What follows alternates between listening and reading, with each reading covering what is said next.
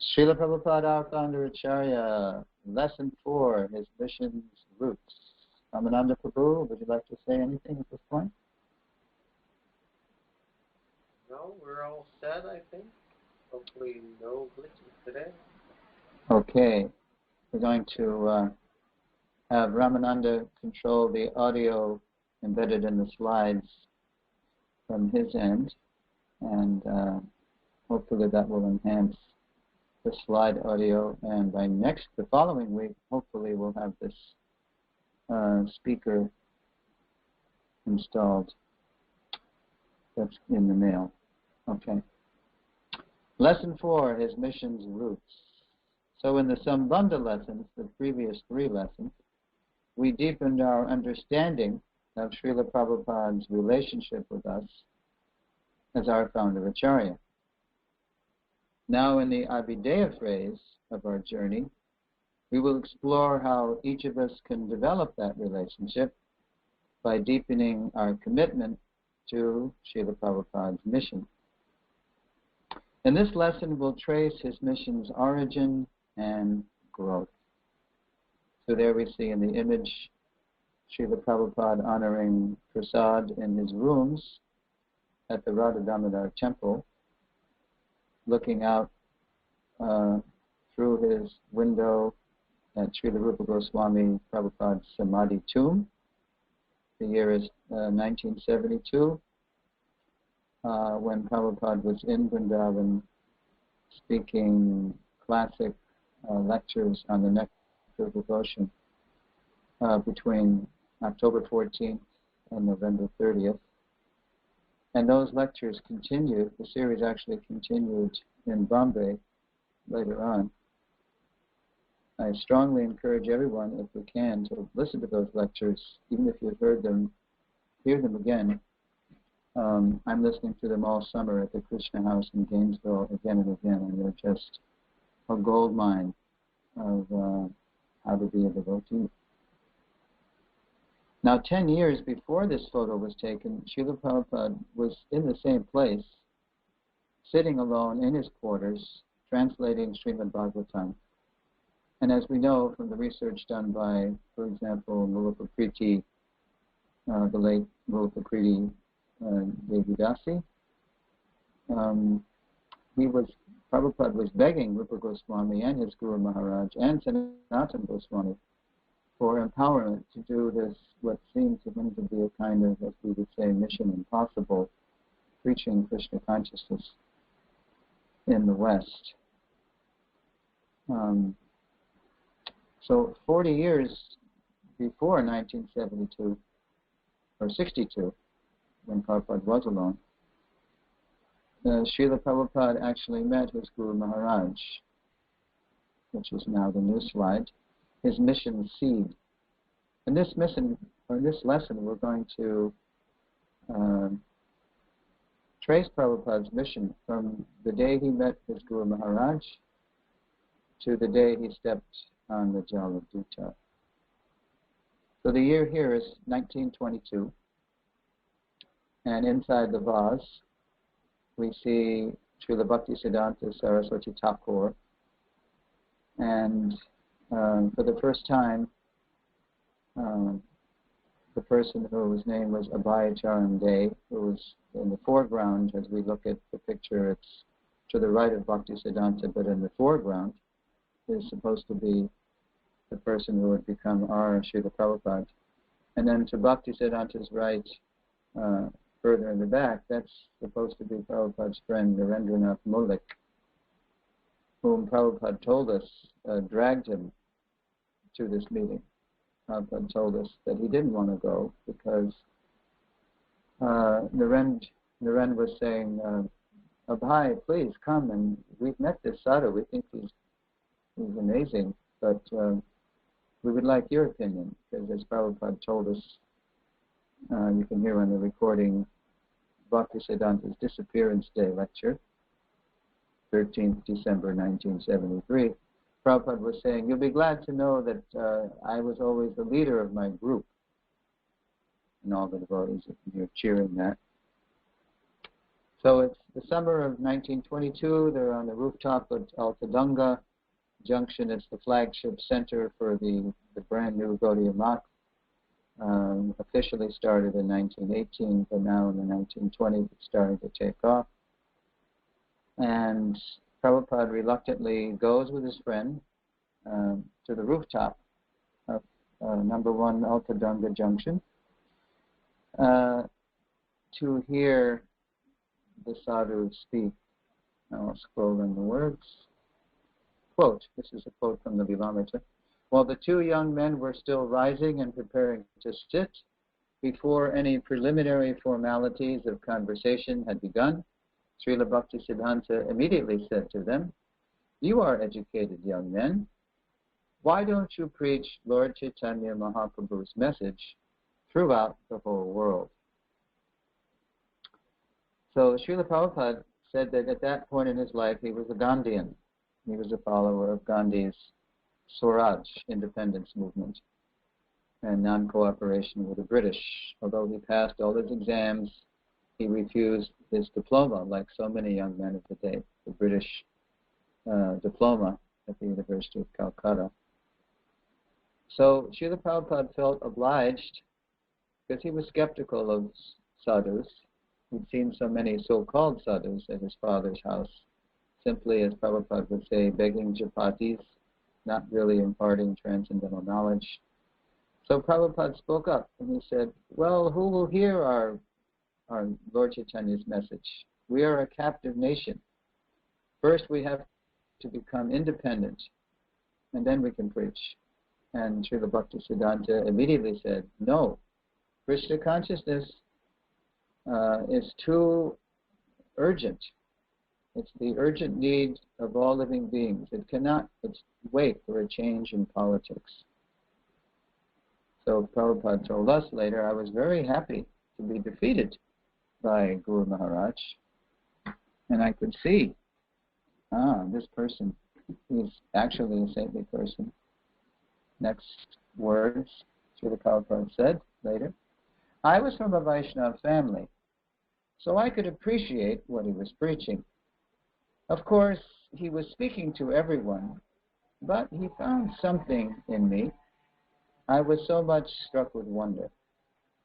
I could understand, here is the proper person who can give a real religious idea. So on the way out later of the darshan, Narendranath Mulak, Naren, his friend, said, so what did you think of Hyde? And so Prabhupada said, oh, he's wonderful. I can see Lord Chaitanya's message is in really good hands. Such a nice, saintly person I have met. And then later Prabhupada told us, he said, quote, I accepted him as my spiritual master immediately. Not officially, but in my heart. Officially, of course, referring to the formal Diksha ceremony, which didn't happen for another 11 years, as we will see in this lesson. But something happened that evening. There was actually an enlightenment, a transference of transcendental knowledge, which is actually the essence of initiation. This is what actually has to take place for the ceremony to be real. There actually has to be a potent speaker, someone who's full of Krishna consciousness, and a fertile listener, someone who's receptive to the message.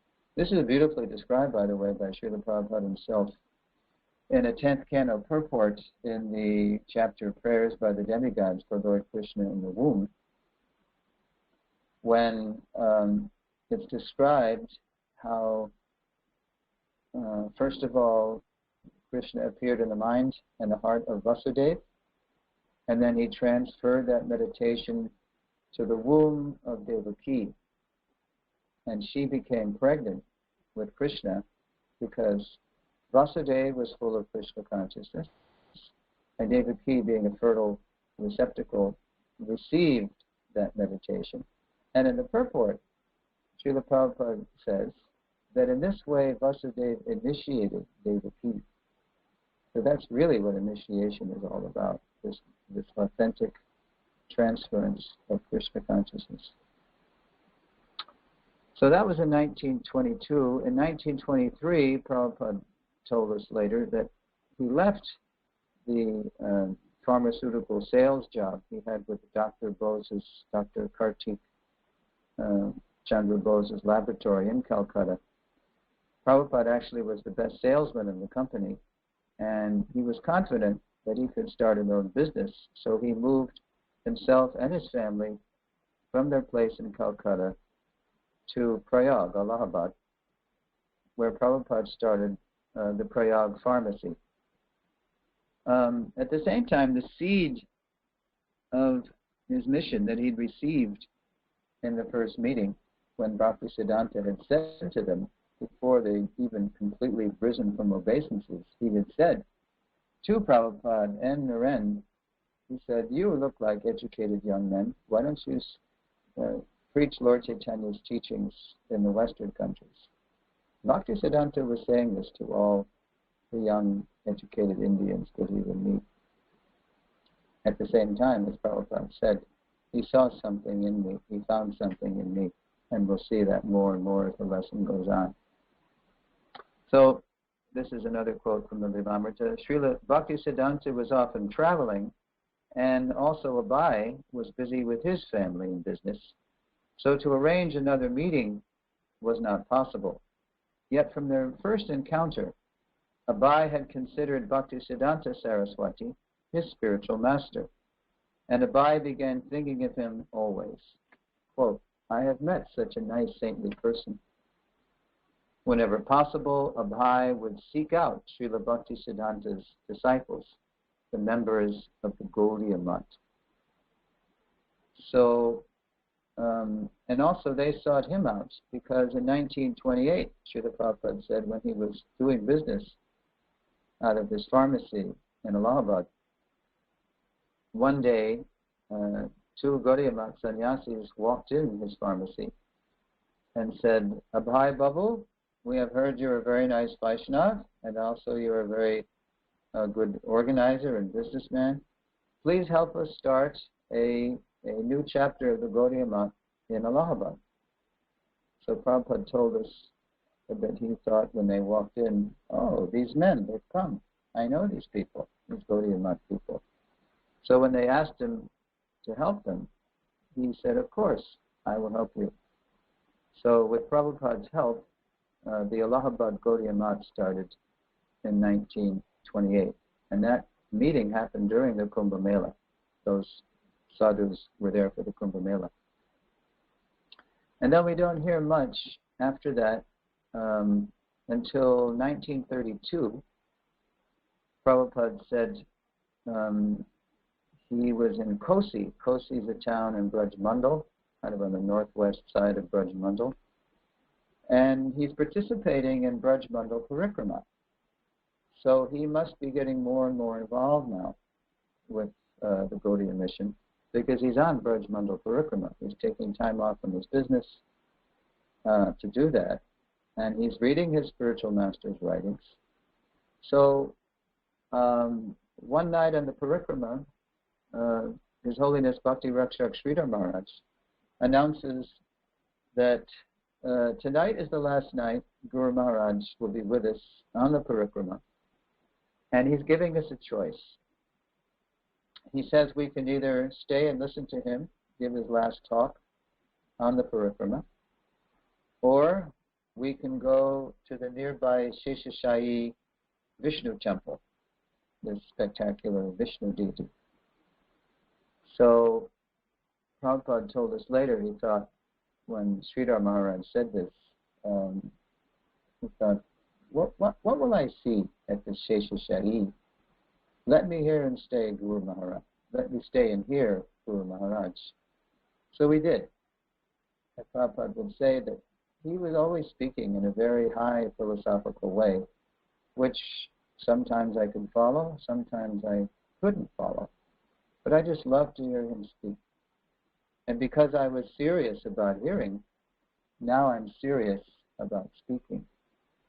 So it was that ardent desire to hear that that Bhaktisiddhanta, Srila Bhaktisiddhanta noticed. So now in the next slide, the seed sprouts. The following year, 1933, Srila Bhaktisiddhanta, he's visiting the Allahabad Gaudiya Math, which Prabhupada helped start. And someone recommends Abhay Babu for initiation to Srila Bhaktisiddhanta. So there in the vase is the initiation picture, and here is how it's described in the Lilamrita. Quote, with folded palms, Abhay looked up humbly at his spiritual master. He and Srila Bhaktisiddhanta were now face to face, and Srila Bhaktisiddhanta recognized him and was visibly pleased to see him. He already knew him. Yes, he said, exchanging looks with Abhay. He likes to hear. He does not go away. I have marked him. I will accept him as my disciple. So we know these words because this is how Prabhupada conveyed them to us. Prabhupada kindly told us quite a bit, actually, about his previous life.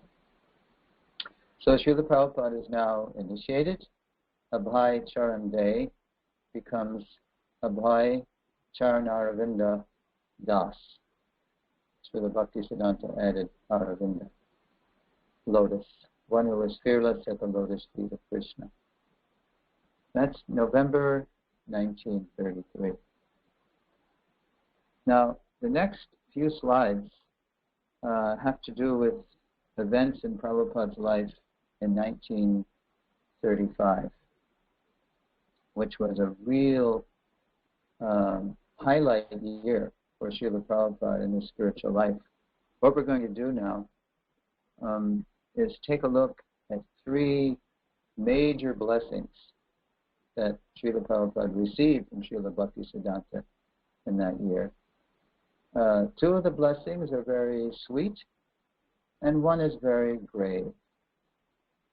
Now, the first one was in February 1935. I just changed the slide. There in the vase, the image there inside the vase is depicting the very grave blessing. We're going to get to it in a little bit. But first of all, in February 1935,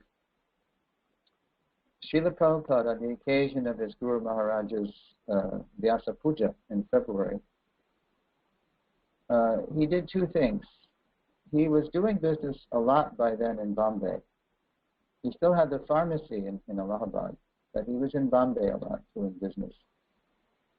And he was involved with the Bombay Gaudiya Math. So the members of the Bombay Gaudiya Math, on Srila Bhaktisiddhanta's Vyasa Puja Day, asked him to give the keynote address glorifying Srila Bhaktisiddhanta. Srila Prabhupada was very expert in both spoken and written English. He was becoming recognized for that. So not in every BBT Vyasa Puja book, but every now and then you see printed, used to be every one, but now it's not every one, but you see printed sometimes still the text of the speech that Prabhupada gave in English to the members of the Bombay Gaudiya Math. He didn't speak in Hindi or Marathi. He spoke in English because Srila Bhaktisiddhanta, he was always encouraging his educated disciples to become expert in spoken and written English, which Srila Bhaktisiddhanta knew was the ascendant language, world language that it would eventually become the dominant world language. So in English, Srila Prabhupada gave this address, which was called the Universal Teacher. And the gist of it, of the address, was that Srila Bhaktisiddhanta was not simply a spiritual master. He was a Jagat Guru. He was a world teacher, a universal teacher, who was really capable of delivering everyone. So that was very pleasing to Srila Bhaktisiddhanta. I believe he saw the text of the address later. although he wasn't there personally. But there was another thing that Srila Prabhupada did that pleased Srila Bhaktisiddhanta like anything. And that was the famous poem, which most of you probably know, that Srila Prabhupada wrote, glorifying his spiritual master in English, again in English, which began, adore ye that holy day, blessed than heaven, sweeter than May, when he appeared at Puri, that holy place, my Lord and Master, his divine grace. Now, you see on the slide there's an audio icon. So when I give Ramananda the cue, we're going to hear Srila Prabhupada actually recite the stanza that pleased Srila Bhaktisiddhanta most. So now, here's the cue. Let's listen. Absolutely sentient thou hast proved. Impersonal calamity thou hast moved. Okay. If you heard it, then I won't bother asking Ramananda if you heard it. But there it is on the screen. And in that stanza, Srila Prabhupada succeeded in capturing the essence of his Guru Maharaj's mission. As it's recorded in the Lilamrita, quote, somehow in this simple couplet, Abhay had captured the essence of his spiritual master's preaching against the Mayavadis, and Srila Bhaktisiddhanta took it as an indication of how well Abhay knew the mind of his Gurudev. Abhay was delighted when he heard that the couplet was pleasing to his spiritual master. One of Abhay's godbrothers compared this verse by Abhay to a verse in which Rupa Goswami had expressed the inner thinking of Chaitanya Mahaprabhu and had thus moved him to ecstasy. Srila Bhaktisiddhanta, he would keep a copy of this poem and he would show it to guests. Just see how my disciple knows my mind, knows my heart. And especially he identified this stanza as being the essence of the essence.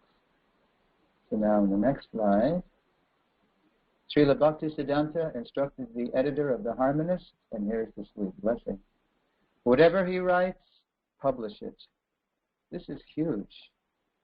Immediately, Srila Bhaktisiddhanta wants everybody to know what his disciple, Abhay Charanaravinda Das, is thinking and writing. He's giving him carte blanche. Whatever he writes, publish it. So immediately, with this blessing, you know that Srila Prabhupada has become a very confidential disciple of Srila Bhaktisiddhanta. And the next blessing that we'll see will underscore that. And the blessing happens several months later. That was in February 35. And in July 1935, Srila Bhaktisiddhanta is touring his mutts, and he visits the Bombay Gaudiya Mutt, which Srila Prabhupada had helped organize. So Srila Bhaktisiddhanta, he's very pleased by what he finds at the Bombay Gaudiya Mutt. It's very clean, lots of preaching, lots of guests, and Srila Bhaktisiddhanta compliments Bhakti Saranga Maharaj, who's the head of the mutt. And as reported in the Lilamrita, quote, Bhakti Saranga Maharaj admitted that much of the work was due to Abhay Babu, who had collected funds and established the new center. Why is Abhay living separately? Bhakti Saranga asked. He should be president of this Bombay center. Now, Bhaktisiddhanta, he's going to reply something, and it reads like a prophecy. And it's very sweet, but it's also very prophetic. And here's what Srila Saraswati Thakur replied. Bhaktisiddhanta Saraswati replied, it is better that he is living outside your company. He will do, when the time comes, he will do everything himself. you don't have to recommend him. So remember, it's July 1935. It's only about a year and a half before Srila Bhaktisiddhanta himself departs this world at a relatively early age. He's only going to be 62 years old when he leaves. He can see what's coming. And now in the vase, in the image, you can see Srila Bhaktisiddhanta's moods as they're walking later on in the year. Now we're coming up to the grave blessing. It's November 1935. It's Braj Mandal Parikrama again. This time they're at Radhakund, which is what's in the background there. You can see behind Srila Bhaktisiddhanta there are some sannyasi disciples. And there is Srila Bhaktisiddhanta's householder disciple, Abhaya Charanaravinda. Prabhupada is there with one of his sons. And Srila Bhaktisiddhanta is very concerned. He's got a very concerned look on his face. And he's confiding things in his confidential disciple, Abhaya Charanaravinda. And we know this because Prabhupada told us what he was confiding. And he was lamenting. One thing he was lamenting was that, when we were at Altadunga Junction, we were happy. It was a simple place, and we didn't have so much expense, and we were doing a lot of printing. And now we have this patron, Jagabandhu, who built us this big marble palace at Bagbazar Junction in Calcutta. And ever since that happened, remember, this is the flagship temple. There's, of course, the Sri Chaitanya Math in Mayapur, but in Calcutta also, this Gaudiya Math is huge. It's the headquarters. And Srila Bhaktisiddhanta said, I wish I could sell the marble off the walls of this place in Bagbazar and just print books. Because my men, now they're simply fighting over who's going to get the nicest room. Prabhupada told us, Guru Maharaj was saying, they're simply fighting over the stones and bricks. They're losing the preaching spirit. And now, here's what he said to his disciple, Abhaya Charanaravinda. Quote, deeply concerned, Srila Bhaktisiddhanta said to Abhaya, Agun jvalbe, there will be fire. One day there would be fire in the Calcutta Gaudiya Math, and that fire of party interests would spread and destroy. Srila Bhaktisiddhanta then said directly to Abhaya, Amar cha chilo kichu bai korana. I had a desire to print some books. If you ever get money, print books. Standing by Radhakund and beholding his spiritual master, Abhaya felt the words deeply enter his own life. If you ever get money, print books. So, this is what Srila Bhaktisiddhanta is confiding to the person about whom he's already said, whatever he writes, publish it, about whom he's already said, it is better he's living outside your company. He will do everything in time. He will do everything himself.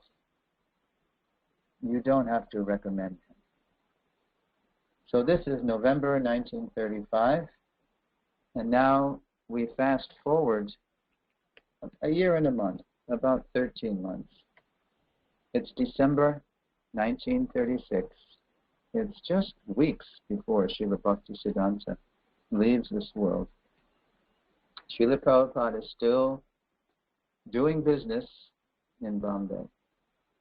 And the mission of his Guru Maharaj is really rising in his heart. He's received a lot of blessings and a lot of mercy. And Prabhupada even told us that sometimes his godbrothers would wonder about this household of disciple, because it seemed he was sometimes too familiar with Guru Maharaj. Prabhupada told us they would say, Fools rush in where angels fear to tread, thinking that Abhay Baba was too familiar with Srila Bhaktisiddhanta. But Prabhupada said, but Guru Maharaj, he was just very affectionate toward me. So they can say what they want, but that's the kind of relationship we had. So it's December 1936. He's doing business in Bombay, and he's already done quite a bit. He's helped launch the Allahabad Gaudiya Math. He's helped launch the Bombay Gaudiya Math. He's really pleased with Guru Maharaj like anything. He's become a confidential disciple. And yet, he's a householder absorbed in family and business. And he's feeling like he wants to contribute more to the mission. So Prabhupada told us that I wrote Guru Maharaj a letter. And he told us this in a lecture December 8th or 9th in Los Angeles. There was always lectures on the occasion of this Guru Maharaj's appearance and disappearance. We have kept about 4 or 5 of each. So quite a bit of information came out during those talks. So right around the 8th or the 9th December, here are some excerpts from the letter that Prabhupada told us. Quote, I am a householder. Sometimes I give monetary help. Well, I cannot give you direct service. Is there any particular service I can do? So right away, even though Srila Bhaktisiddhanta was, as Prabhupada later put it, little indisposed, in classic understatement fashion, actually Srila Bhaktisiddhanta was preparing to leave this world in the very same town that he had appeared in, Jagannath Puri. He was in Puri with some of his disciples, and he was actually preparing to leave the world. Prabhupada said he was disappointed. He left early. So right away, Srila Prabhupada, he gets an answer from Srila Bhaktisiddhanta. And these are some excerpts from the answer. Srila Bhaktisiddhanta Saraswati Thakur replied, quote, I am fully confident that you can explain in English our thoughts and arguments to the people. This will do much good to yourself as well as your audience. I have every hope that you can turn yourself into a very good English preacher if you serve the mission to inculcate the novel impression of Lord Chaitanya's teachings in the people.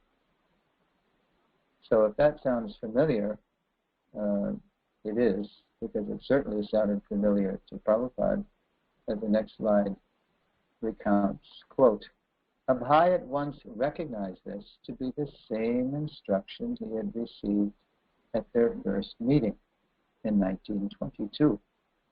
He took it as a confirmation. There was now no doubt as to the purpose of his life. Now, even though that's true, this was a landmark event in Prabhupada's life, Prabhupada, he would cite another time too.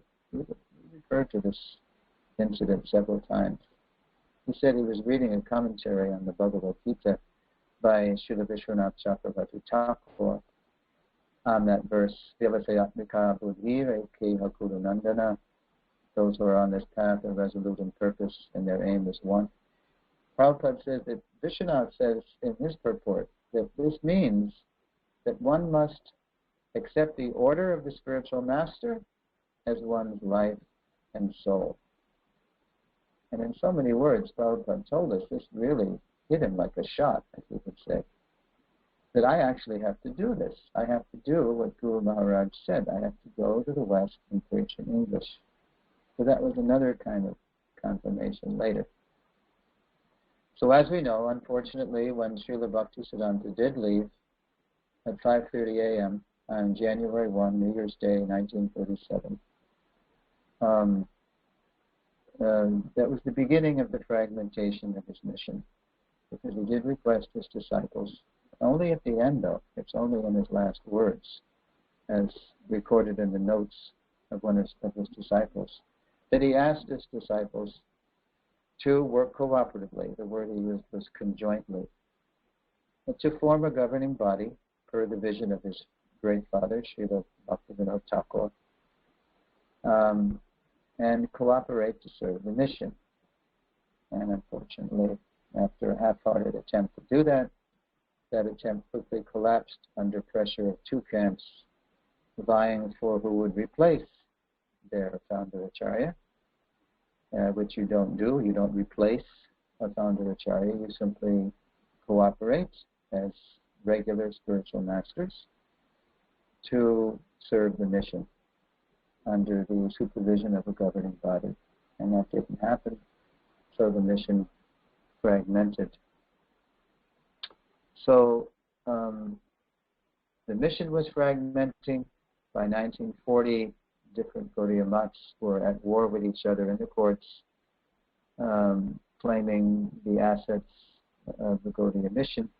And also in the greater world, the whole world was at war. World War II was going on.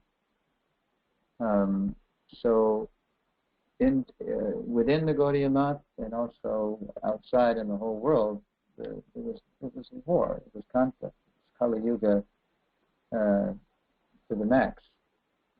So what was Prabhupada's response to this? Well, on the Aspuch Day, it was Guru Maharaj. 1944, he launched Back to Godhead. This, what you're seeing here, is a later issue. Here you see Delhi, Monday, 20th October 1958. By then he had worked up a masthead, which became the template for Back to Godhead later, when ISKCON came. In 1944, while working and living with his family in Calcutta, Srila Prabhupada started Back to Godhead magazine in English. That was in February 44. It was just plain sheets with print. But even then, after Prabhupada came out with that first issue, around the time of the anniversary of his Guru Maharaj, the government of India would not let Prabhupada print another issue for a whole year because the war was still on and they were rationing many things, including paper. So when BTG came back into print in 45, the lead article read, "Thanks to the government of India."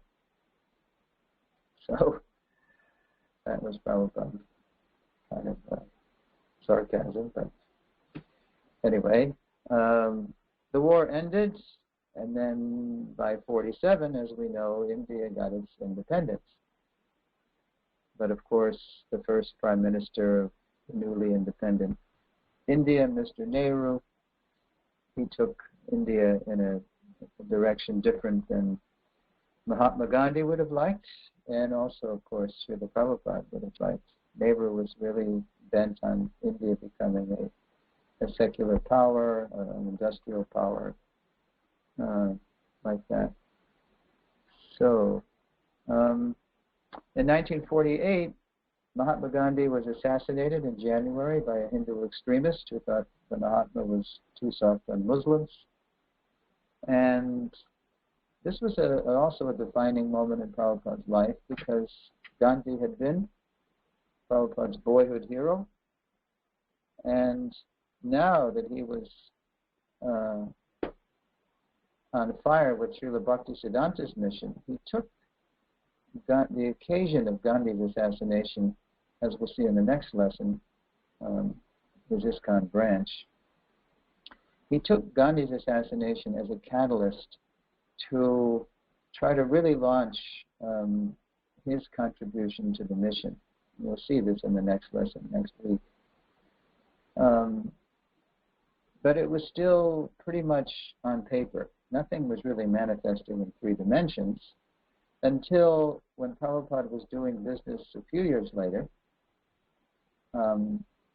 There you see in the slide, Prabhupada in a northern Indian town called Jhansi. Prabhupada, he was doing business and he was also preaching. He met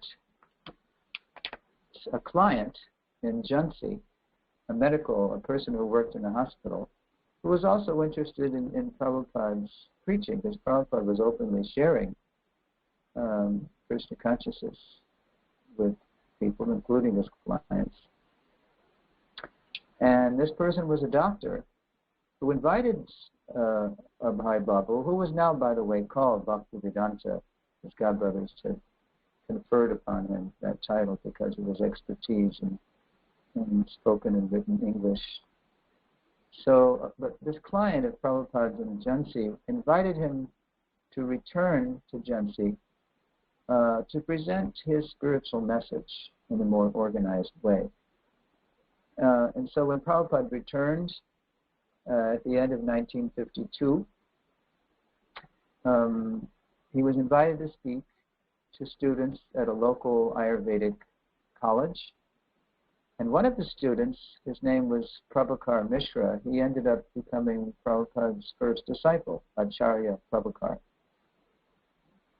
And it was through Acharya Prabhupada that Prabhupada gained access to a certain property with buildings on it called the Radha Memorial. It was a property with buildings in the hands of an executor. There was a lady named Radha who, for whom, I think it was her husband, had dedicated some buildings. It was like a memorial. It was like the Taj Mahal. As a memorial to someone's wife. So, and this person who was the executor of the property and the buildings, he was sympathetic to sadhus. So Acharya Prabhupada introduced Bhaktivedanta Prabhu to the executor, and the executor invited Prabhupada to use, for the time being, to use the property and the buildings as a kind of base for Prabhupada to preach his message, which Prabhupada was calling the League of Devotees. So, and here is a typical example of how Prabhupada was canvassing for the League amongst the student community, who weren't really serious, but they were kind of curious about the message of this saintly person, Abhay Babu. So here's a typical ad of the day. Quote, wanted candidates from any nationality to qualify themselves as real Brahmins for preaching the teachings of Bhagavad Gita for all practical purposes throughout the whole world. Deserving candidates will be provided with free boarding and lodging. Apply A.C. Bhaktivedanta, founder and secretary of the League of Devotees, Bharati Bhavan, Jhansi. So on May 16, 1953, as the image depicts, Prabhupada formally launched the League. He had a big all-day celebration of the official launch of the League of Devotees. Here's how it reads in the Lilamrita. Quote, the following May, Srila Prabhupada formally launched the League. On May 16, 1953, Abhay held a grand opening celebration for the League of Devotees with continuous readings, kirtan, and prasadam distribution from early morning until night. The buildings were decorated with leaves, flowers, and many earthen water pots. In the evening, when attendance was the greatest, Abhay lectured from the 9th chapter of Bhagavad Gita on Raja Guhya Yoga, which we know, of course, is the most confidential knowledge. Prabhupada Mishra conducted a fire sacrifice, and several brahmanas chanted mantras from Brahma Samhita. Guests received a 16-page prospectus containing Abhay's essay on the need for the League and an excerpt from the charter explaining its goals. It was signed, Om Tat Sat, Abhay Charnaravindo, Bhaktivedanta, founder and secretary. So there is an excerpt from the prospectus, and it reads like a paraphrase, or like maybe the beta version of the first draft of what later would become the first purpose of ISKCON, when Prabhupada incorporated ISKCON in '66. quote, to propagate spiritual knowledge systematically for checking the imbalance of life to the whole race of India and the world over, with a view to educate the people in general and the techniques of spiritual life. So it was a successful launch. At the same time, Prabhupada, he didn't own the land or the buildings, and this ultimately proved the undoing of the League, because what happened was that originally this pious executor who was letting Prabhupada use the place, he hinted originally that maybe he would gift the land to this sadhu, Bhaktivedanta Prabhu. Later on, though, the executor was obliged to turn this promise into a purchase offer, because what happened was the governor of UP, Mr. K. Munshi, his wife, Leelavati Munshi, she was a champion of helping the ladies in India, and of course, as we know, even to this day, that goes on. There's a big hue and cry about abuse of women in India. So Leelavati Munshi heard from a couple of ladies in Jhansi that there was a nice property with buildings that was it was being temporarily used by a certain sadhu, but they knew it wasn't really sold to anyone yet. So Leelavati Munshi, the governor's wife, she put pressure on the executor to sell the land to the ladies in Jhansi as a base, a headquarters for what they called the Mahila Samati Sangha, a ladies upliftment society. And Leelavati Munshi hinted that if the executor did not do this, if she did not comply with the wishes of her and the governor, her husband, that it would go very badly for him. For example, this executor, he had a license to operate a cinema house in Jhansi. And that's really was his bread and butter. That's how he was making his money, off the cinema house. And so Leelavati Munshi said, no, if you don't do this, then it will be very difficult for you to renew your cinema house license. So there was politics going on. So the executor approached Prabhupada and said, you're either going to have to leave Swamiji or you're going to have to buy the place. You're going to have to. And he just said that because he knew Prabhupada wouldn't be able to buy it. He didn't have money. Prabhupada was doing very little business at the time. He was, in effect, he was in Vanaprastha mode. Mostly on the road, preaching and doing business, hardly ever home, because his family was hardly supportive of his mission. But what Prabhupada did was, he did think how to raise the funds, because this was the first time that something was manifesting in 3 dimensions. That's why I call this slide, if you see the slide, it says his mission's first flower bud. It wasn't simply a magazine, talking about it. Something was starting to happen. So he thought in 1954, and this is going on now,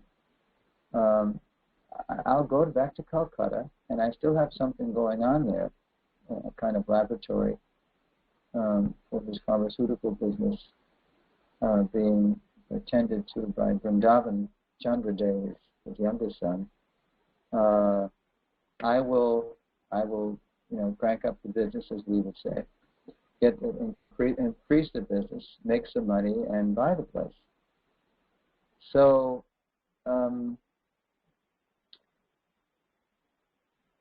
let's see here. Okay. But he wasn't sure. He wasn't sure if this was the right path. He was getting mixed signals.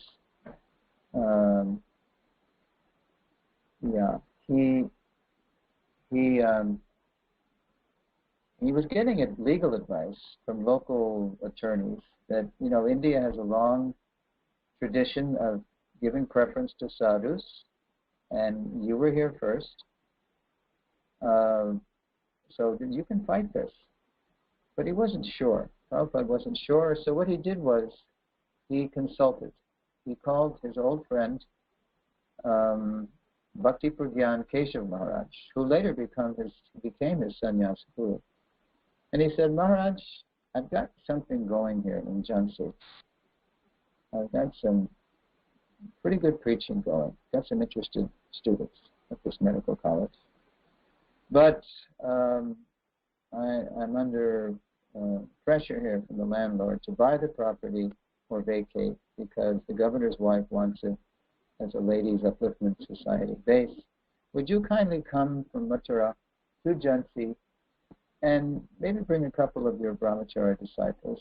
Take a look at the place and give me your assessment, your frank assessment. So Prabhupada, so Bhakti Pragyan Keshav Maharaj, he did that. He came with a couple of brahmacharis, and after a few days, he turned to Prabhupada and he said, you know, Bhaktivedanta Prabhu, Guru Maharaj, he really liked us to preach in big population centers. Now this is Jhansi.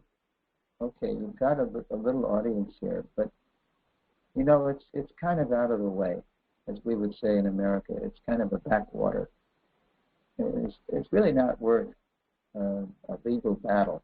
I mean, you're in Vanaprastha mode, and you don't really need to get involved in a big legal battle over this place. Krishna has greater plans for you. So I would advise you to drop it and just come with me to Mathura for the time being, Mathura, and help me with the mutt. And Krishna will reveal something bigger and better for you. So Prabhupada did that. He eventually did that. He dropped it. Now contrast that decision to drop it with what Prabhupada did about 20 years later in Bombay, in Mumbai, during the fight for the Juhu land, when practically speaking everybody gave up. All of his disciples gave up on it. And Mr. Nair just wore them down, the rascal Mr. Nair. But Prabhupada, he was determined, saying things like, I will be the last. I will never surrender to this rascal who had taken their down payment and then wanted to take back the land, cheat them. So then, of course, as we know, Mr. Nair died, and then Prabhupada's response was, I was praying to Lord Nrsingadev to take care of this rascal Mr. Nair, which Lord Nrsingadev did. So that was a whole different context where Prabhupada stood alone with Krishna, of course, with Lord Nrsingadev, but he persevered, whereas everybody else had given up. So it's no small thing to know when to drop something and when to persevere. But Prabhupada knew that Jhansi property was worth fighting for. It was going to be big preaching, and of course he was right. Now, during the whole intrigue with Jhansi, Prabhupada did go back to Calcutta at one point to try to raise funds. This is before Bhakti Pragyan Keshav Maharaj came, to try to raise funds to buy the place. So he goes home, and there we go. There's a slide, there's a Sanskrit scripture, and there on the right image you see a cup of tea and some biscuits. Prabhupada is in Vanaprastha mode already. Prabhupada told us this, quote, I wanted as much as possible to get my wife to work with me in spreading Krishna consciousness, to get her help. But she was very determined. She would not help me spread Krishna consciousness. And she was very attached to drinking tea. I was always telling her not to drink tea because I wanted to have a nice Vaishnava family. So although I was repeatedly telling her, this time I finally said, you have to choose between me or tea. Either the tea goes or I go. So she replied, "Give up tea drinking or give up my husband? Well, I will have to get my husband then." Of course, she thought I was joking. And then here's the straw that broke the camel's back, as most of you know. Quote, while the bhai was out, his wife took his worshipable Bhagavatam to the market and traded it for tea biscuits. At first he felt depressed, but then a wave of absolute resolution passed over him. His family life was finished. So this is like 1954, 1955. Prabhupada has been in that Grihastha ashram since 1918, 36 years. And his family was never supportive of his mission. But this was the last straw. So when Radharani Dey, Prabhupada's wife, traded that Bhagavatam, that was it. He turned on his heels, walked out. They never saw him again. His home was in North Calcutta. There was a Gaudiya Math sannyasi who ran a mutt in South Calcutta. His name was Paramhamsa Maharaj. And he said that when Bhaktivedanta Prabhu left his family, he came down to where I was, to my mutt. And for 2 weeks, Bhaktivedanta Prabhu, he just paced the mutt. He just paced the place, and he just chanted Hare Krishna at the top of his lungs.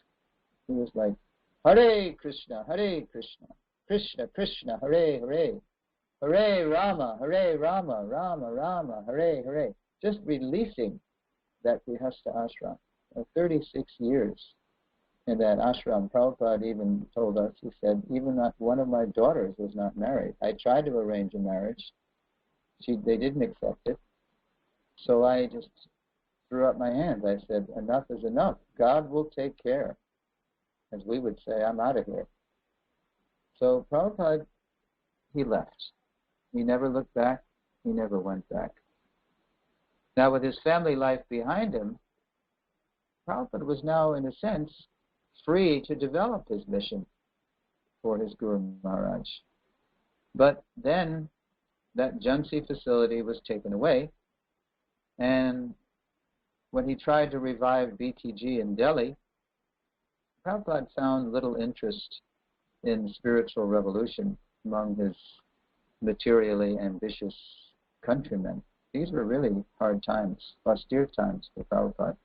He was living in near poverty, and he had little choice, little recourse, but to try to work with his godbrothers in the isolated mutts of the now fragmented Gaudiya mission. And if you recall, if you read in the Lilamrita, he tried to help a couple of mutts, but his missionary spirit was actually, it proved too much for them. In one mutt, he was able to negotiate a better deal on the mutts. They had a publication which they were printing 500 copies of, and Prabhupada negotiated with the printer that he would, for the same price, he would print 1,000 copies. But they weren't interested in printing more. 500 was enough. Another mutt, the person said, the Mahant said, his Prabhupada, when he got there, he requested, they also had a publication, but they didn't have a typewriter to submit the issues to the printer for printing. So Prabhupada said, we need a typewriter. And so the person said, no, just write it out in very neat, long hand, and the printer will be able to read it. Of course, this is very tedious and very time-consuming. It takes longer. And Prabhupada said, no, it's well worth the investment. So they gave him his pink slip again, as we would say. They let him go. It was a polite letter. You are a favored son of Guru Maharaj. You are too much for us. Better preach yourself. And also, ever since Prabhupada's householder days and into Vanaprastha, Prabhupada was having dreams that Bhaktisiddhanta was coming to him and saying, please come out, Prabhupada would tell us. Please come out. Come with me. Take sannyas. And Prabhupada would say, I was horrified. Take sannyas? I have to do this? I have to take sannyas? But these dreams were coming. So Prabhupada, approaching some God brothers, he would tell them about the dreams, and they would say, well, first you help our mutt, and then we'll see about sannyas. And he tried, but he was too much for them. So it wasn't until, and now I'll change the slide, 1959, when he told his old friend, Bhakti Pragyan Keshav Maharaj, about these dreams, that Bhakti Pragyan Keshav Maharaj said to Prabhupada, Bhaktivedanta Prabhu, you must do it. You must take sannyas. So there in the image, there was a photo taken on this day, because it was a news event, a spiritual news event. And there in the middle, you see Bhakti Pragyan Keshav Maharaj, looking a bit like, at least, Srila Bhaktisiddhanta. Looking at the photo on the left is someone named Muni, who became Bhaktivedanta Muni Maharaj. Apparently he was a 99-year-old man, looking rather straight and tall for that age. He was preparing to leave this world, taking sannyas, and there is our Prabhupada, who's at the time 63 years old, and he's preparing to go into the world, because he's openly saying now, I don't know how, I don't know when, but I'm going to the West. Guru Maharaj ordered us, he ordered me specifically. So what we're going to hear now in the sound clip, you see the little icon, the audio icon, when I give Ramananda the cue, is a very touching reminiscence by Prabhupada of Bhakti Pragyan Keshav Maharaj insisting that he take sannyas. And Prabhupada told us this in Seattle, 1968. It's in October, and he's there preaching in Seattle, and he's just gotten word from Mathura that his sannyas guru, an old friend, has passed away, and he's very emotional.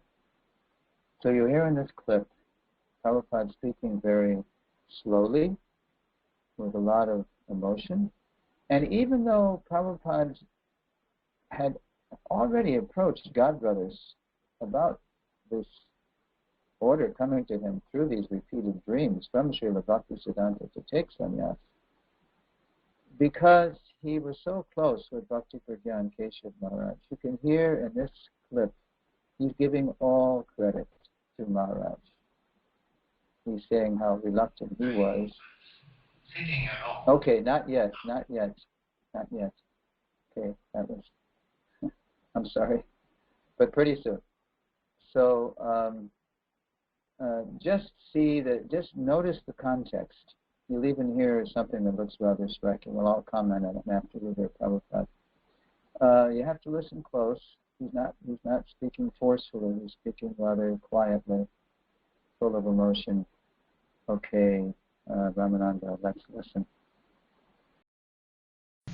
I was sitting alone in Vrindavan, writing my god brother. He insisted me, Bhaktivedanta Prabhu. Not he insisted me, practically my spiritual master insisted me, through him, that you accept. Because without accepting this renounced order of life, nobody can become a preacher. So unwillingly I accepted. Unwillingly I accepted. Prabhupada, he was already approaching people, but he was giving all credit to his sannyas guru. And that's quite striking too, what Prabhupada is saying. Without accepting the renounced order of life, nobody can become a preacher. This is a good example of how we have to take Prabhupada holistically, because you hear him saying diametrically opposite things in other contexts.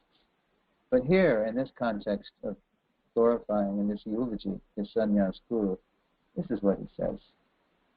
Okay. So it's September 59, Prabhupada takes sannyas. And not long after this, Srila Prabhupada said that he met two people. One was a librarian, and another one was an army captain. And they both said the same thing to him. And what they said was that, you know, you're trying to do this magazine, Back to Godhead, but people easily throw away magazines. Why don't you write books? So the second time Srila Prabhupada heard this, he took it that it was Guru Maharaj speaking to him through these people, just as he said in this quote, that Bhaktisiddhanta was speaking to him through Keshav Maharaj. And perhaps he was also recalling, our Prabhupada was also recalling, how before Srila Bhaktisiddhanta would let his sannyas disciples go to Europe in the 1930s, he insisted that they have a book.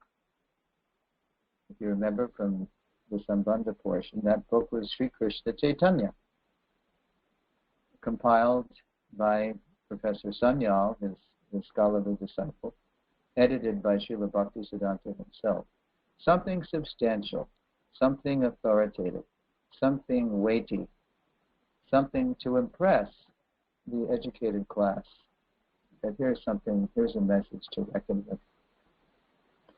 So it was in that mood that Prabhupada, first of all, he decided to see if he could write a book. And he was very up to date, Prabhupada. So from his BTG preaching, he was always offering spiritual solutions to material problems.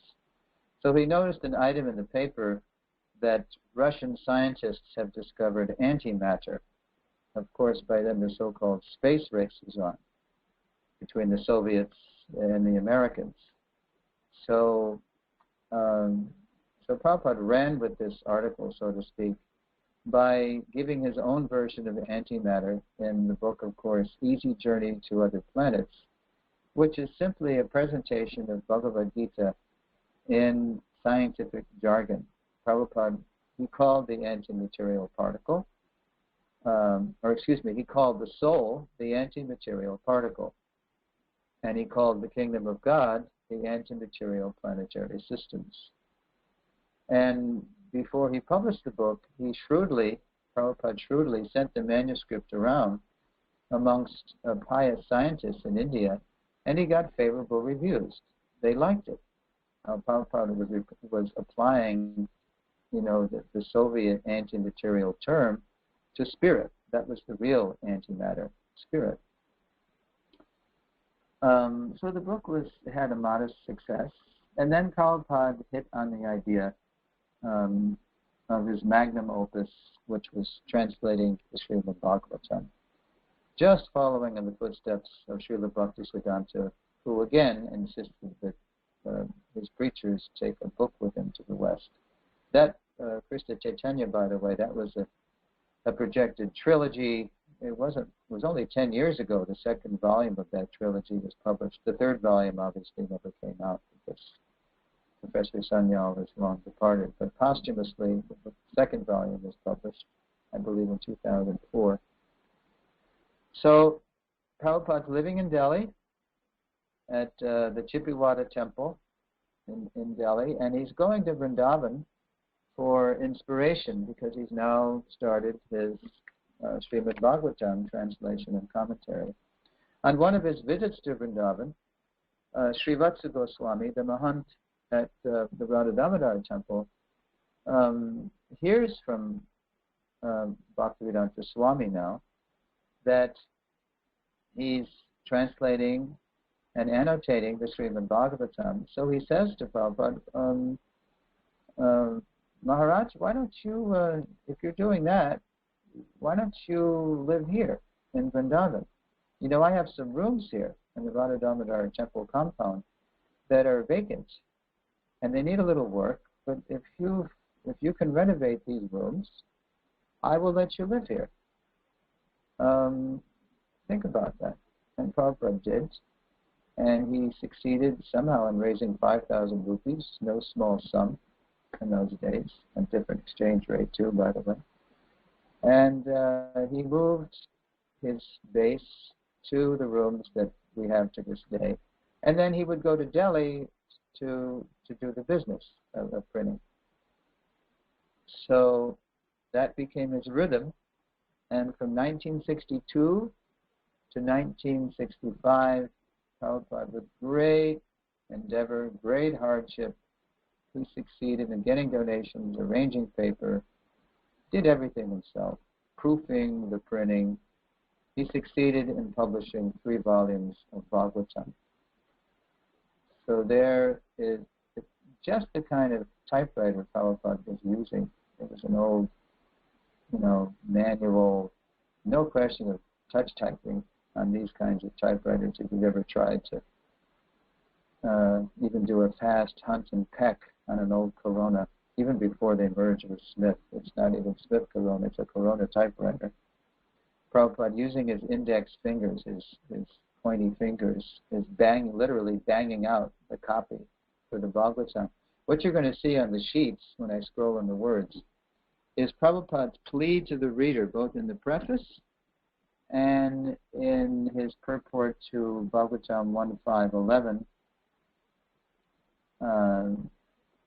the spiritual revolution verse, Tadabhadabhakti, even though imperfectly composed. Prabhupada's pleading with the reader, look, as we would say, I know I don't speak and write the King's English. There's bound to be discrepancies here. Let's see how Prabhupada puts it right in the preface. Quote, our capacity of presenting the matter in adequate language, especially a foreign language, will certainly fail, and there may be so many literary discrepancies in spite of our honest attempts to present it in the proper way. But we are sure that with our all faults in this connection, and just see right in the plea, there's Indian English.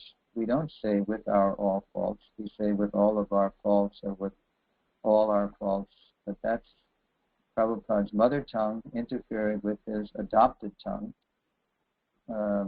With our all faults in this connection, the seriousness of the subject matter will be taken into consideration, and the leaders of the society will still accept this on account of its being an honest attempt for glorifying the Almighty Great, so much now badly needed. So elsewhere in the preface, he would say, if somebody's in a movie theater or just in some theater and there's a fire in the theater and you don't speak the language of the people around you, still, because it's so urgent, if you try, you'll make yourself understood and they'll get it. So similarly, he's begging with his reader, please don't get hung up on the language. Just pay attention to the techniques of spiritual life. We would say spiritual technology that I'm trying to communicate. And there's Prabhupada in the image, the original book distributor, distributing his Bhagavatams in 1965, 3 volumes printed now.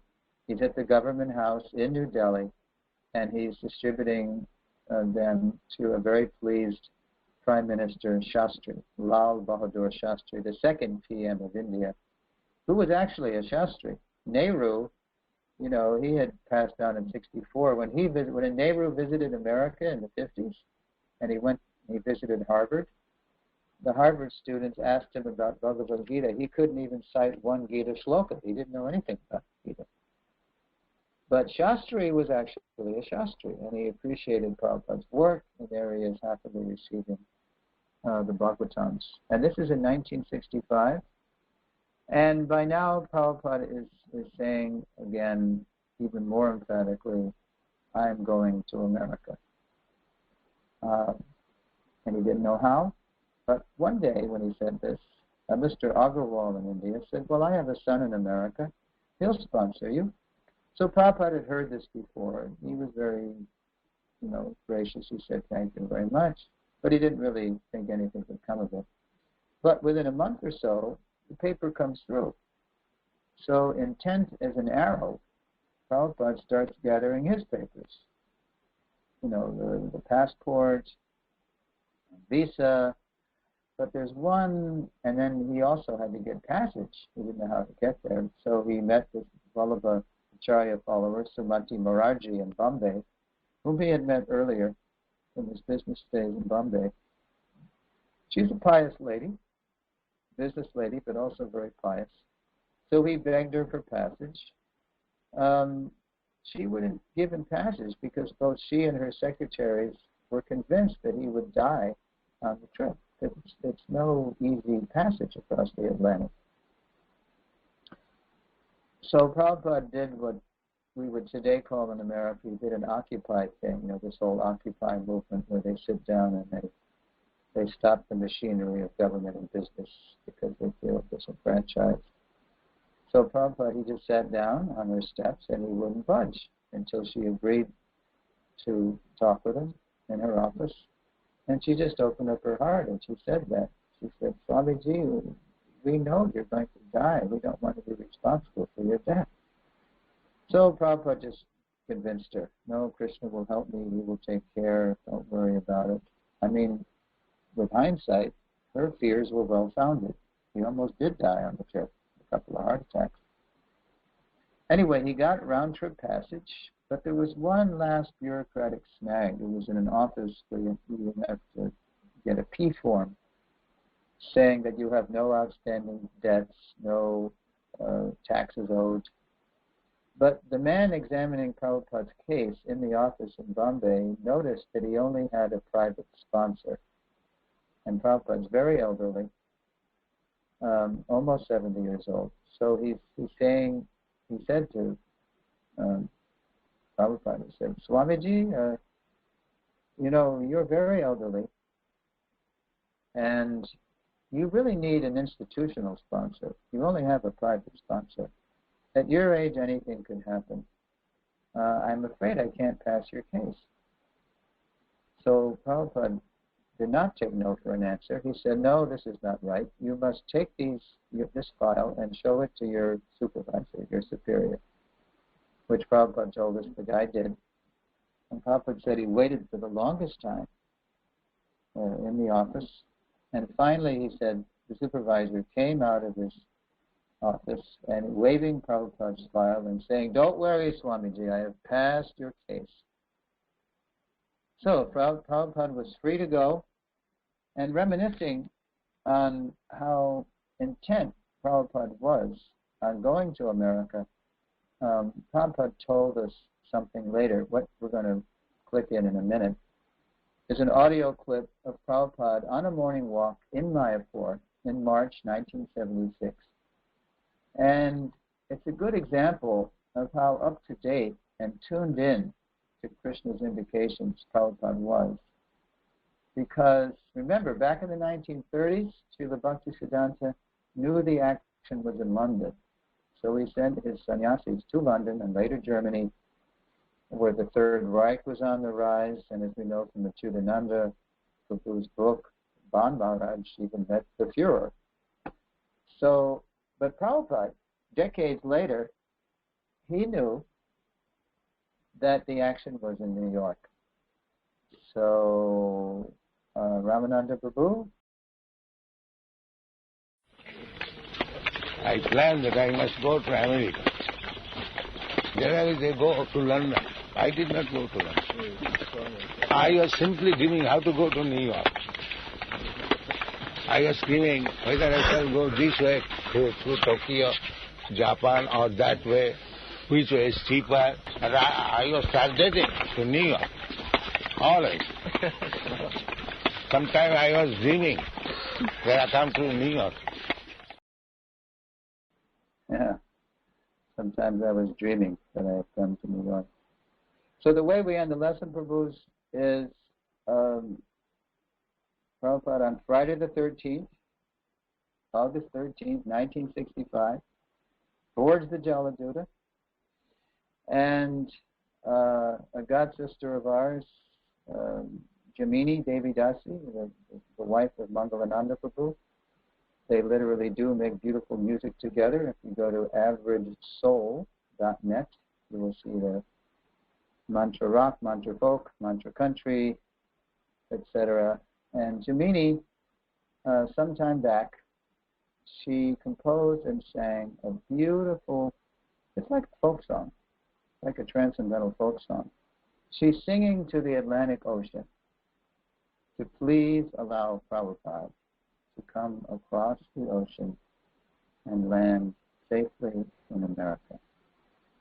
So as soon as not yet Ramananda, but as soon as we go to the next slide, you will hear Jamini singing, and I will be hearing too, so I will be able to click each stanza along as she sings. Okay, Ramananda, let's listen.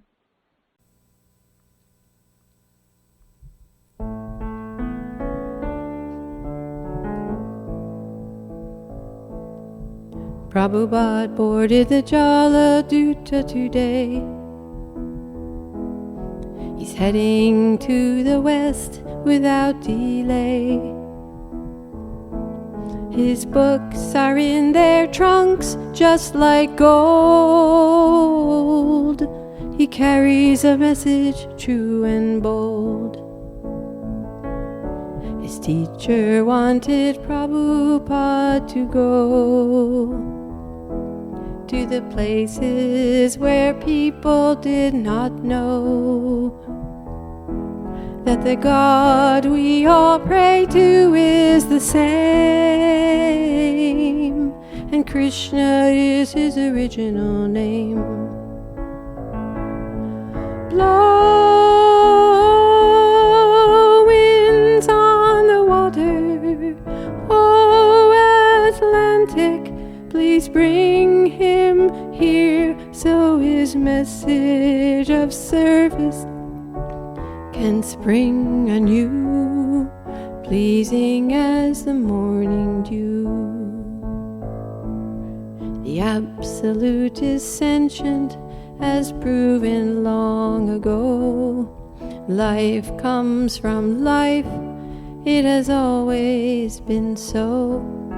Impersonal deception is the only veil, puts a soul on calamity's trail. Blow winds on the water, oh Atlantic, please bring him here. Then the clouds that carry illusion's blight will scatter from his words of light.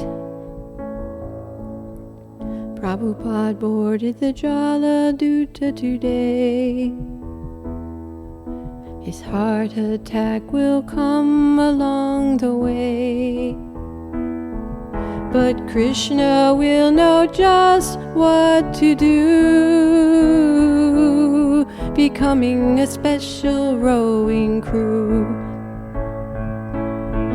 Row, row, all the incarnations, bestow your mercy. Please be kind, let him land here safely. Let freedom ring, let my heart have a song to sing.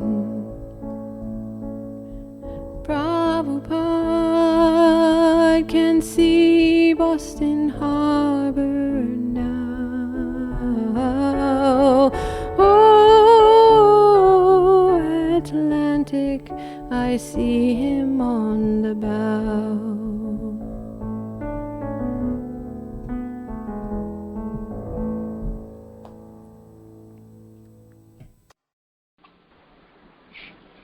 Jai Jamini Vaishnavi Ki Jai. Okay, that is the end of the lesson. I'm going to read what I call the lesson outcomes. If I did my job, it says, by the end of the lesson, students will be able to identify the seeding and sprouting of Prabhupada's mission creeper. The students will be able to recount 3 major blessings Prabhupada received from Srila Bhaktisiddhanta in 1935. And they'll also be able to remember the first manifestations of Prabhupada's mission in the 40s, 50s, and 60s. And finally, they'll be able to describe Prabhupada's sea voyage to the West. I'm just going to show you a preview of the next lesson. So in the next lesson, we'll begin by hearing, seeing, and reflecting on Srila Prabhupada's mood as expressed in the poem he wrote upon arriving in America, Markine Bhagavat Dharma, teaching Krishna consciousness in America. When that Jaladuta ship docked in Boston Harbor at Commonwealth Pier on September 17, 1965, it docked at the exact same time of day that Srila Bhaktisiddhanta passed away in 1937, New Year's Day, 5:30 a.m., Brahma Muhurta hour. So keeping in mind those lesson outcomes, which I just just listed there, I'm going to invite questions and comments now, but please keep it to the points.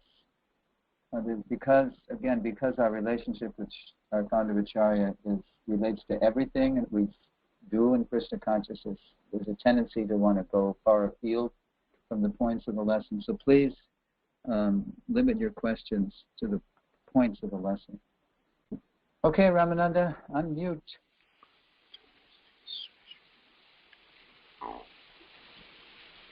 Okay, I've unmuted everyone.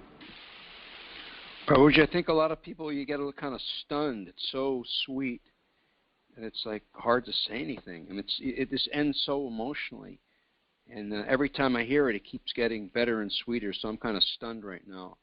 I think others are as well. Amazing presentation. Amazing. That's exactly how I am after this lesson. This is the most dramatic ending to a lesson with Jamini song. I mean, what do you say after hearing that song? You just want to appreciate Prabhupada. Yeah, I know what you mean. Anything a little fuzzy or unclear or even sounded wrong? Anything? Hare Krishna, Prabhu. This is Mahesh from Kona. Hi, Mahesh. Thank you for your class. That was wonderful. Reminiscence of Prabhupada. I really appreciate it. Now, recently, Brother Brihan and myself, we watched the movie Gandhi about a few days ago. And, it was a very interesting movie. I don't know if you have watched it, but it was very interesting. I just wanted to know from you, or what was Prabhupada's position respect to Gandhi, specifically after he met Bhaktisiddhanta? Did he still supported Gandhi's program, or what happened to that? Okay, really, that's a fair question because we're talking about his mission's roots.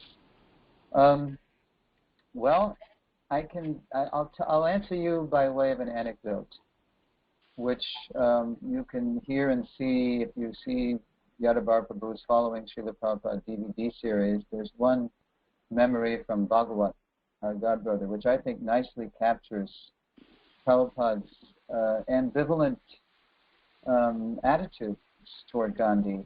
On the one hand, Prabhupada continued to appreciate Gandhi's emphasis on what Gandhi called Swadeshi, living locally, producing what you need, using only what you produce, not accepting the goods that the British were, getting the cotton from India and then processing it in Manchester, England, and then trying to sell it back to the Indians, So he liked Gandhi, the simple liver. He liked that. Now, it was Gandhi, the Bhagavad Gita commentator, that he had no use for, because Gandhi was trying to make a case for nonviolence out of the Gita, which was spoken on the eve of the biggest bloodbath of all time. So it didn't make any sense. And Gandhi would even say things like he wasn't sure if an historical personality such as Krishna ever really lived. Or he tried to make it into a metaphor. The Pandavas represent the five senses, etc. And it's not literally true necessarily. So Gandhi, the Gita commentator, Prabhupada, had no use for. Now, the anecdote is that Bhagavat says he was in Bombay, and there was one evening where he was in a room conversation with Prabhupada and some Indian gentlemen, and the next morning there was a morning walk with Prabhupada and some different Indian gentlemen. Now, in the evening conversation, it was very sweet. The subject of Gandhi came up, and Prabhupada was praising Gandhi for that simple living context. And the gentlemen were loving it because, Gandhi is still a big hero for the Indians, and for so many of them around the world. So that was that. And then the next morning, they're on a morning walk, different batch of Indian gentlemen, and many of them are kind of what Prabhupada would call Hindu hodgepodge, impersonal. And they like Gandhi too, and they're quoting Gandhi vis-a-vis Bhagavad Gita, and Prabhupada is blasting Gandhi for his misinterpretation of the Bhagavad Gita. And it's one of those morning walks where they start shouting at Prabhupada, and then Prabhupada starts shouting louder back at them. And so Bhagavat says, right in the heat of this exchange, in Bhagavat's right there, he's right there with Prabhupada. Prabhupada catches his eye, because Prabhupada knows that Bhagavat was in the room the night before when he heard him praising Gandhi. And so what the look communicated to Bhagavat was, you believe me then? Well, you believe me now. So that, in a nutshell, was Prabhupada's relationship with Gandhi. As we know, Prabhupada, just before Gandhi got shot, Prabhupada wrote him a letter. I am your unknown friend. You don't know me, Mahatmaji, but I am your unknown friend. And this is echoes of Bhagavatam, and the fourth canto of Bhagavatam. I am your unknown friend, where the super soul is our unknown friend that we ignore. And he's encouraging Gandhi. Gandhi, the whole world loves you. You have the world stage. India has its independence. Of course, Nehru and Jinnah, they've broken your heart by taking India in another direction. My advice to you, Gandhiji, is to please give up politics. And I can show you how to present Bhagavad Gita as it really is, your inspirational book. I can show you how to present it even more powerfully, as it is. And if you don't do this, Mahatmaji, it is sure and certain that you will meet the same fate. And then Prabhupada names all these World War II characters, Tojo, Hitler, Mussolini. He even names Churchill, who was still scheduled to live another 15 years. Sure enough, just very soon after Prabhupada wrote this letter, who knows if Gandhi even saw it? It probably never got past Gandhi's secretaries. Gandhi was shot by a Hindu extremist at a prayer meeting. But as I said in the lesson, that event was a real catalyst. It was a real trigger for Prabhupada to formulate his mission and to use Gandhiji, as you will see in the next lesson. It's called the ISKCON branch, how Prabhupada used the historic event of the assassination of Mahatma Gandhi to try to launch his own spiritual mission.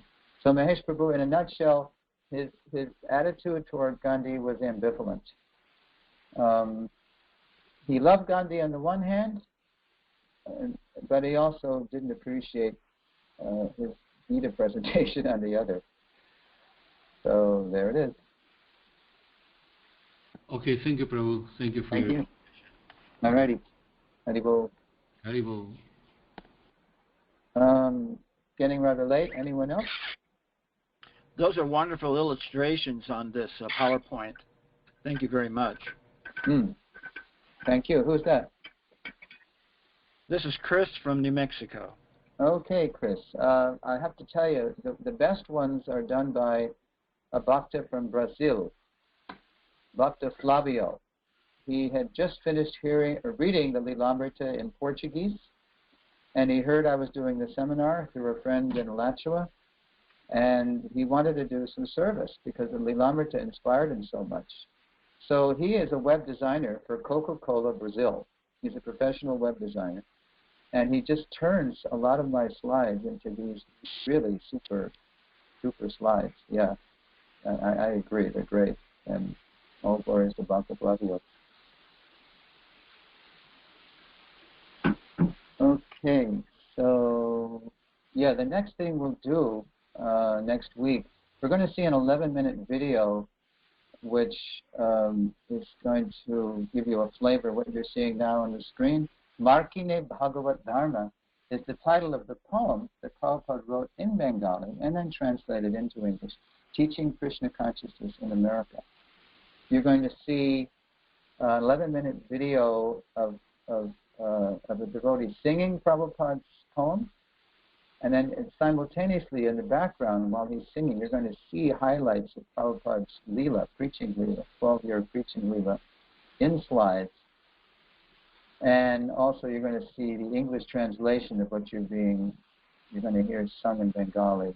Each stanza is going to be translated into English. It's a very powerful glimpse of Prabhupada's mood and mission as he himself set it down in writing the day he docked at Commonwealth Pier in Boston.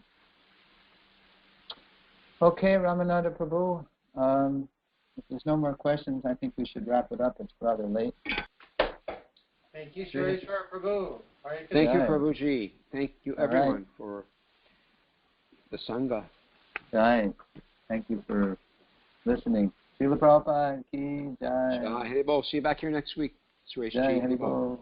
Haribol. Hare Krishna.